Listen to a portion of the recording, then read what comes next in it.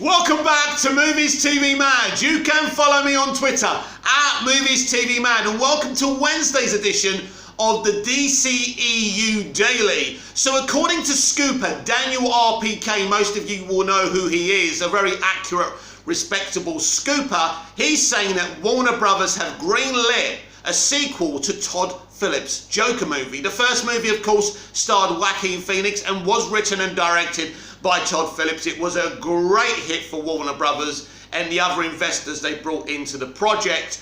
And there's always been rumours about a sequel, and even The Hollywood Reporter, you know, in a little byline a few months ago saying there's definitely a Joker sequel, which I've always wanted. I'm not one of these people that said, oh no, it's a one-off, it would ruin it to do more. No, I don't think that. It's a great movie. I think it's one of the finest movies I've ever seen. Certainly one of the finest comic book movies I've ever seen. And Todd Phillips had a great knowledge about, about the Joker. And, even though he was just looking to make a film, and he said, well, maybe people will take notice of it if it's about a comic book character, and why not choose one of the most popular, not just comic book characters, but fictional characters in history with the Joker. Because whatever film the Joker's in, it becomes a huge success. The Gotham TV series got more viewers when they brought their version of the Joker in it, and what a version of the Joker they gave us. So that's what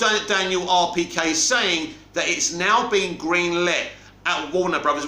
Now we know that what Todd Phillips' original plan was, he wanted to create a black label Elseworld franchise separate from the DCEU. Now it's interesting if plans have changed. Now, as you know, I've been predicting that Joaquin Phoenix's The Joker will be the big mic drop moment that's been rumoured from people who have seen a 3-hour test screening of The Batman. I believe at the end of the movie, Joaquin Phoenix's Joker is revealed. Whether I'm right or wrong, I don't know. Which means the Joker movie Elseworld is actually part of Matt Reeves' Earth 2. Again, I don't know. I can't confirm that for you. I would love that to be true. We've already got a great Joker. People will be complaining about Jared Leto, but Jared Leto really is Zack Snyder's and David Ayer's Joker. And I mean, if Earth 1 still exists when they leave it behind after Flashpoint, maybe something can still happen there. But there's no question about it. Jared Leto will not be the Joker going forward, but because we're in a multiverse strategy, who knows if he can turn up in cameos. He may turn up in the Flash movie. We know there's a hell of a lot of DC characters in that movie, and I'd be fine with that. Now, my personal opinion is that Jared Leto is a really, really good Joker. Not one of my favourites, but I think he's a good Joker. But I just think that Joaquin Phoenix is just perfect as the Joker. A new original Joker, and it's great. So, Todd Phillips wasn't allowed to start up his black label franchise. And I think Warner Brothers were absolutely wrong for this. By now, we could have had Mr. Freeze, a Lex Luthor movie.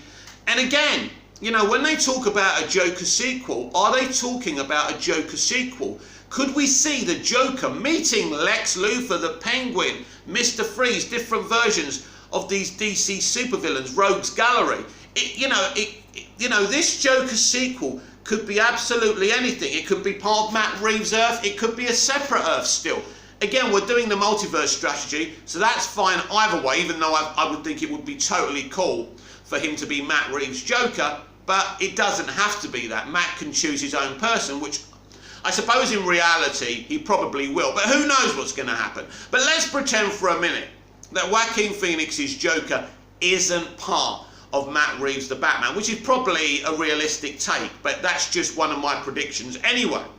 So we have this Joker sequel, and it doesn't continue straight off the bat of when he escapes from Arkham Asylum. If that moment actually happened, we know that Arthur Fleck imagined a lot of scenarios in that film, although Todd Phillips said that the things that were obvious he imagined, they're the things, nothing else. If they seem like they actually happened, they actually happened. And I think the only reveal, no, there's two things he imagines.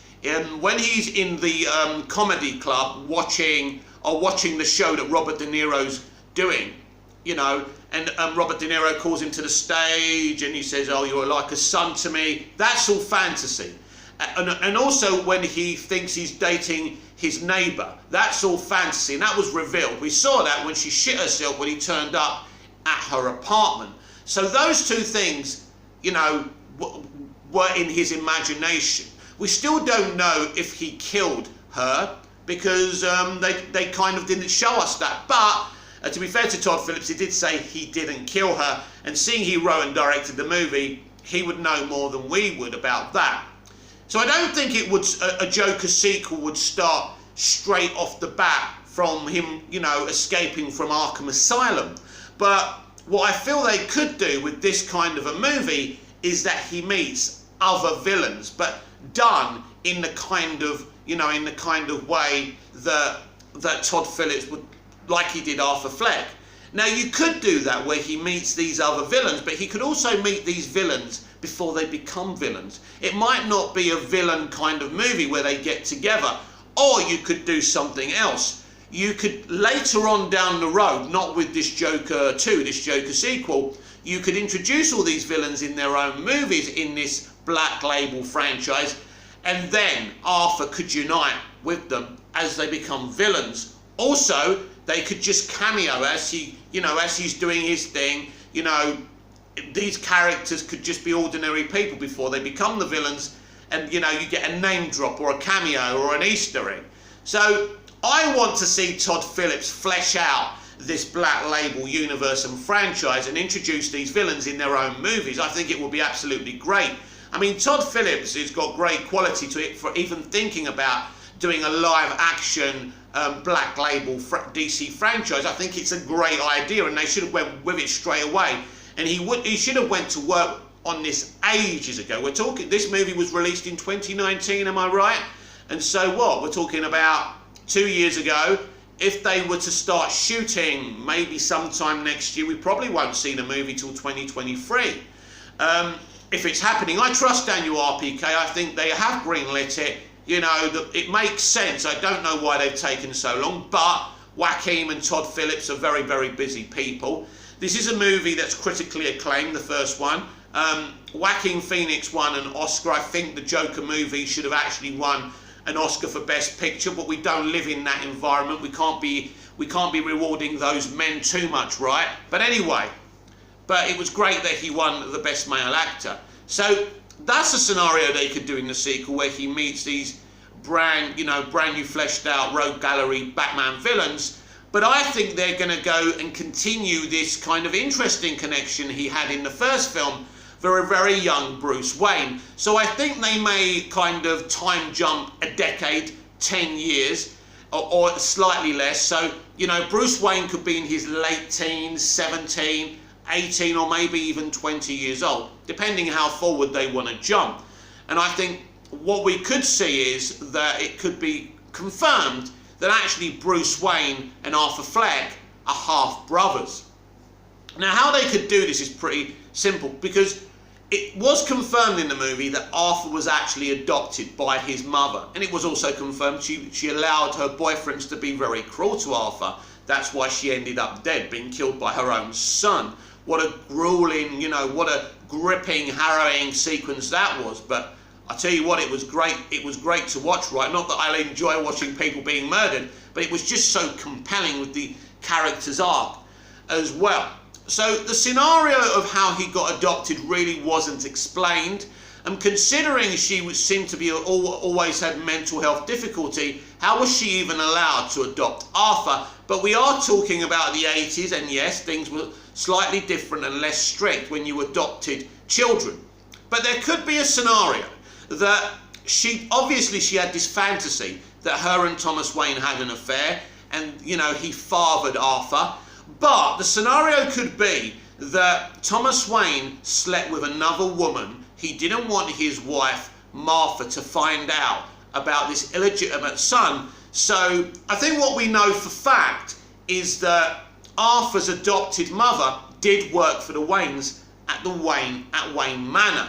So there could be a scenario where Thomas Wayne goes, listen, I notice you don't have any children. I've got this situation. Would you like to adopt my son so nobody finds out about him? And I think this is how she dreamed up that they had an affair, and that basically he's Thomas Wayne's illegitimate son. I think she had it mished and matched. I think he's definitely Thomas Wayne's son, but they never had an affair. So there was a half-truth with what Arthur's adopted mother was saying, and I think this could be confirmed. I think this will be confirmed in a Joker 2, in a Joker sequel. So I think the most interesting thing to do is to say that Bruce Wayne and Arthur Fleck are half-brothers. Because imagine the Joker and Bruce Wayne being half-brothers, and Bruce Wayne actually knowing this, and Arthur Fleck having this confirmed to him.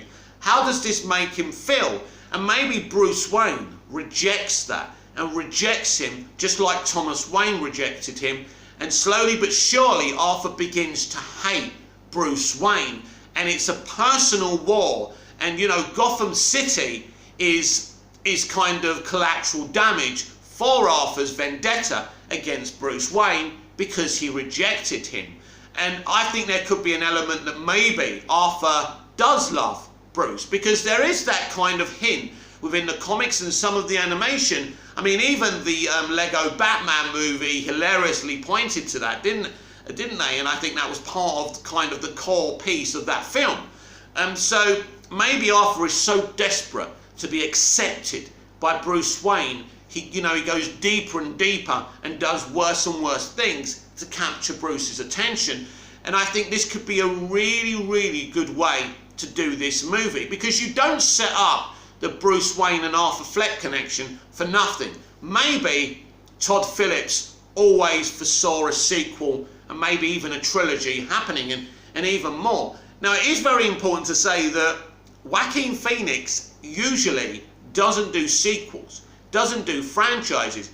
So this is very shocking that he's doing this. Now, they did try and cast him in an MCU movie. Did they try and cast him as Doctor Strange? I think they did. And I think ultimately he rejected them and not the other way around. So that's interesting. I don't think the Doctor Strange character would have been enough of a challenge for him. And when you've got Joaquin in a role, he's going to take it to another level. He can't have it the way the MCU is. And this is why he took the Joker role. He likes Todd Phillips as a director. And Todd allowed him to be Joaquin Phoenix, and delve deep into this character.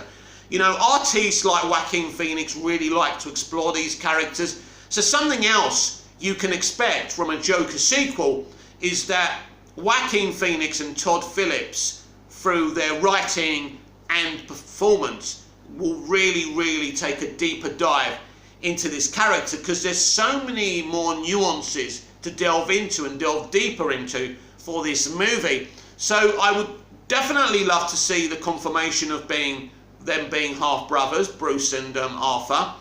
I would like to see this confirmed in the movie, and I think my idea is a really good idea, even if I say so myself, and I think this could be a really good movie. There's nothing negative, of having a Joker sequel. It's a good idea. You don't toss away the opportunity to have Joaquin Phoenix as part of your DC franchise. And now, as I say, if Arthur Fleck is the Joker in Matt Reeves' The Batman Earth 2 universe, that's even more cooler. Now think about this. The Batman has a mic drop moment, right? And we see Arthur Fleck's Joker turn up at the end of The Batman. I don't think there'll be a post-credit scene. Maybe there will be, but I don't know. Right, think about this. So that's kind of more in the future, because how old is Pattinson supposed to be in The Batman? I would say, he's about 28, or is he slightly older, or 32? I can't remember how old Rob Pattinson is in real life. So we're going to say he's at least in his late 20s as Bruce Wayne in The Batman. Now that gives, if it's all connected right, this gives an opportunity to have a backstory. We see the mic drop moment there with Joaquin Phoenix's Joker, Arthur Fleck, at the end of The Batman. But then we go back in time in the Joker sequel to see their relationship being developed, while Bruce Wayne is still in his late teens or his 20s, or just 20 years old. So we see that. And this kind of world builds their relationship together. And then when we get to the Batman sequel, then he can play, you know, Joaquin Phoenix can play a huger part in that movie, but he still gets his own movie. And so that would say that the Black Label franchise, if we actually get that announced at DC Fandom as well as the Joker sequel, can really be world built and really can be fleshed out. And I think this is so important. As I say, big mistake by WB. As soon as the man suggested it, Todd Phillips, to do a Black Label franchise, they should have bit his hands off. They were saying, calm down, let's see how it does. There's reasons for that, of course, because they'd already had their hands bit, you know, hands burnt, should I say. I was trying to think of my references, but their hands burnt over Snyder and Auteur with the Snyderverse. You know, I love it. I say it every day because people misunderstand when you talk with a balance about these things, but there's no question about it. Not everyone loves the Snyderverse, right? So they did have their fingers burned. This is why they were nervous about Joker. This is why they brought in other investors. They didn't know. But Todd Phillips approached them. Clearly the studio knew it was a good idea, but there was a balancing act. You know, they had to guarantee, even if it was a flop, that they didn't lose a lot of money. The budget was very low, but at that stage they would have been naturally nervous. So I understand their reservations about Todd Phillips' Joker. But the point is, they never cancelled it. They never binned the movie. They allowed it to happen. And the more they saw, I'm sure, the more they got very excited for it. So that is my prediction. That's what I think. A Joker movie has been greenlit by WB. I do trust Daniel RPK's word on that. And I do believe he's Matt Reeves' Joker as well. Again, as I said on the top of the show, I could be really, really mistaken. And my prediction is we see him at the end of the Batman, but then we see Bruce Wayne's and Arthur Fleck's relationship fleshed out in the Joker sequel. And that movie is going to be a lot more powerful if that's Rob Pattinson's teen Batman. That would be awesome. Because as I say already, you know, Reeves has got 3 projects in development over at DC. I mean, nobody else has got that. You know, so it proves to me that Reeves' Earth 2 is the central universe after Flashpoint and beyond. And I agree with that decision. And if you add the Joker kind of Black Label franchise into Matt Reeves' Earth as well, you can actually introduce these characters in that movie, you know. So, the world's your oyster. But also, I might be totally wrong. And, you know, Todd Phillips's kind of world is totally different. He's on another Elseworld. He's on another Earth, right? Whatever that Earth is. And he may not have anything to do with the Batman. I'm probably wrong. It's probably all wishful thinking for me. So either scenario is fine with me. But I'm incredibly excited that they're actually doing this, that they're actually doing a Joker sequel. I think it's absolutely fantastic. And, you know, bring it on and please, you know, announce it at DC Fandom. I think if this is announced at DC Fandom, this could be the biggest announcement they make. Because when you make a film that makes so much money, with critical acclaim lauded on it, with a Best Actor Oscar award for the actor. But Joaquin Phoenix, you know, when I heard Joaquin Phoenix was playing the Joker, it was obvious, wasn't it? This was going to be something incredibly special. I'd never seen a Todd Phillips film before. So I went in there fresh. I didn't know what type of director he is. He's done comedy before, of course. Wasn't it the Hangover movies he did? Great movies, apparently. So I just went in and trusted the process. And, you know, as I say, when you know Joaquin Phoenix is playing the Joker and you get the first pictures of him, it's so incredibly surreal.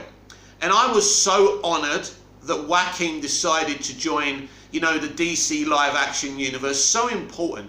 And right now you can see that movie whenever you want. And the potential is limitless. But I do believe, yes, the sequel will deal with the connection between Bruce Wayne and Arthur Fleck, aka the Joker. I think that's the way to go at it, and I'm very excited for it. And I would love to know in the comments down below how you feel about this. Do you think we needed a Joker sequel? Is it something you didn't ask for? Are you disappointed that they're kind of squeezing a sequel out of it? Or are you like me, you know, who thinks, damn, this is awesome. If they do this properly, and there's no reason why Todd Phillips and Joaquin Phoenix don't do another stellar job. So I think it's great. I think it's positive. give auteurs the space and the freedom, to build out these worlds like Matt Reeves, like Todd Phillips. So I think this is awesome news. As we know, Christopher Nolan was there at the inception of the DCEU, and he has a great working history with Warner Brothers. Well, yesterday it was announced for the first time in over 20 years, Christopher Nolan will do a movie without Warner Brothers, and he's done a deal to do a movie with Universal. It's a Second World War movie, something I'm not particularly interested in. Disclaimer, Christopher Nolan is one of the best writer-directors of all time. He's made some amazing films. I don't think he's ever done a bad film as far as I'm concerned. But let's be absolutely clear about this. Warner Brothers are not crying into their beer about this. But how did this happen? How did Christopher Nolan decide to leave Warner Brothers for now? Well, this all goes back to Tenet. The Tenet was about to be released during the peak of the pandemic, pre-COVID vaccines. And in his insistence, he wanted the film released exclusively to theatres. Now, what WB wanted to do was delay it so, they could have a better theatrical window and make more money from it. But Nolan insisted Tenet could bring people back during the peak of the COVID, pandemic back to theatres. Now, so they did it. In his insistence, they released Tenet. It made about, I think, 200 million or something. I can't remember. It didn't make the money they would have wanted, if there wasn't a COVID pandemic. But they did it for him. Let me say this. Christopher Nolan's obsession with the theatrical system could have cost people lives during the peak of the pandemic without a vaccine. And I think he was very, very selfish. I still love the guy. I still think he's a great artist and creative, but I think he was wrong. So Warner Brothers did nothing wrong. In fact, they accommodated him. But then AT&T made a big decision to have all of the 2021 movies through a day-and-date package on HBO Max and in movie theatres where open around all over America. This is something that pissed off the whole of Hollywood. But it had to be done as far as I'm concerned, because if they didn't, they would have had to have delayed their movies probably for a whole year. Now, people are releasing their movies again, through the theatrical system. And we've seen Disney this year do really, really well.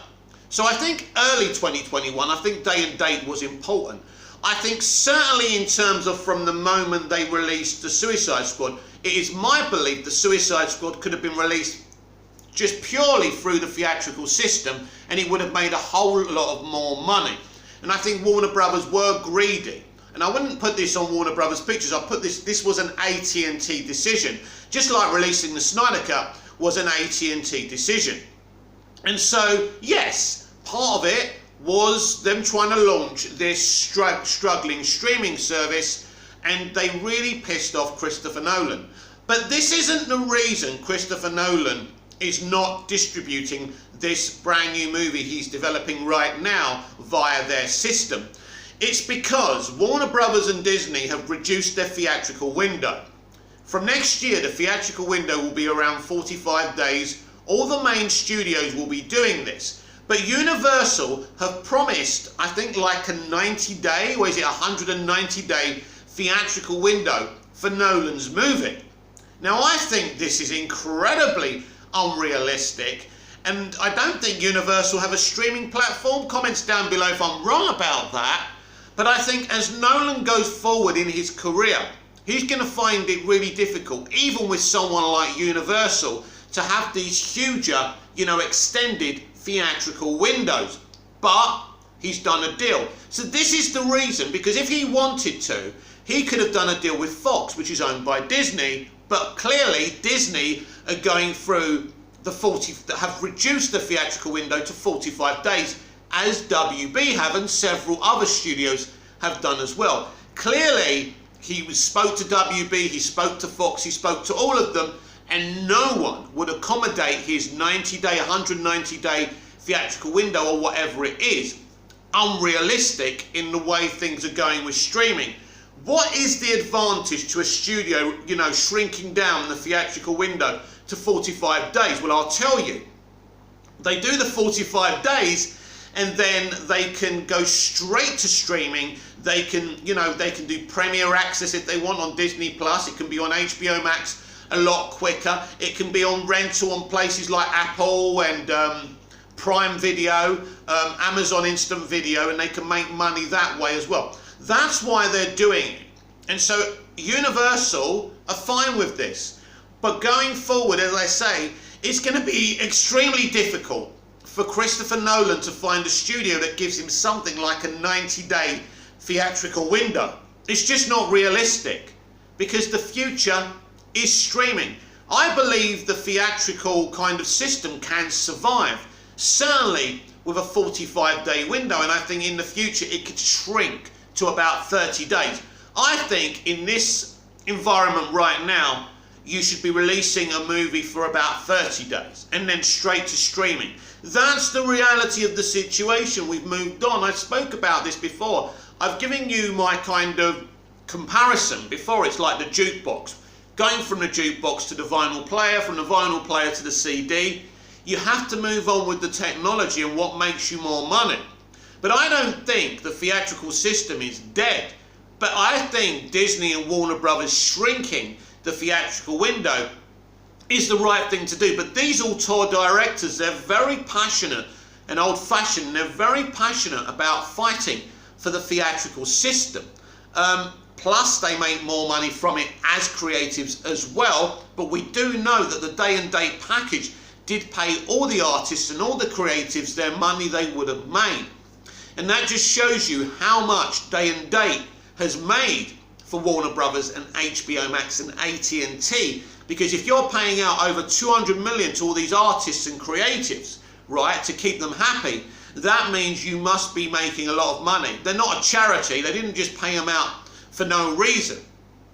And ultimately, I don't think AT&T were wrong for doing day and date, but I certainly think that the Suicide Squad shouldn't have gone through a day and date package because I think there was no need. I don't think Denis Villeneuve's Dune movie should be going through day and date, and I understand Denis's frustrations there as well, because even though we've got the Delta variant in America right now, I still feel with what Disney have done with Free Guy, Jungle Cruise, Black Widow, Shang-Chi and the Legend of the Ten Rings, they're making money. Shang-Chi is on an exclusive theatrical run, and it's doing amazing numbers. And I don't think Spider-Man Far From Home will have a shrinkage of box office because of the pandemic. Damn, everyone's going to go and see that movie. And so I think they were wrong not to remove the Suicide Squad and Dune from the day and date package. So I certainly understand Christopher Nolan's frustration with AT&T, but is this the end of the relationship forever between Warner Brothers and Christopher Nolan? No. Christopher Nolan, like everyone else, is waiting for Warner Brothers to be bought out by Discovery and to be led by David Zaslav. Once that happens, David Zaslav will approach people like Christopher Nolan and bring them back to Warner Brothers. So I wouldn't be too concerned. People are saying, oh, this is going to be forever. No. He doesn't want to deal with AT&T. AT&T pissed him off because they did the day and date package. But once they're gone, then I think, as I've said before, with David Zaslav as CEO, and a great CEO appoints the right people in the right departments. And so, as I say, we don't know if the people running WB Pictures right now will actually keep their jobs on them. We'll have to wait and see. But I think in terms of a CEO, David Zaslav is very, very similar to someone like Bob Iger. They get their hands dirty. You know, someone was saying, oh no, he's just a CEO, he won't be doing anything. He will. He will appoint the right people. He will be going himself. He said it already. He's going to go to California, Los Angeles, and kind of go up to these creators that are pissed off with WB or AT&T, to be more accurate, and say, I'm here now. I will respect the theatrical system. I will give you the freedom, the creative integrity and artistic integrity you so want and need. So I think things will change in the perception of Warner Brothers once Zaslav and Discovery take over. And I think that's very, very important. I think it was announced yesterday in a Deadline article that Zaslav and Discovery will officially complete the buyout of Warner Brothers, Warner Media should I say, and then it will become Warner Discovery, and it will become a very, very different animal. But for now, Christopher Nolan won't be working with Warner Brothers, and that is the best way I can explain it to you. This has been the DCEU Daily. I'm Mick, your host with the most. Comment down below, like, share and subscribe. Hit the notification bell so you never miss a thing. Until tomorrow's DCEU Daily, I will see you again soon. Have a great day.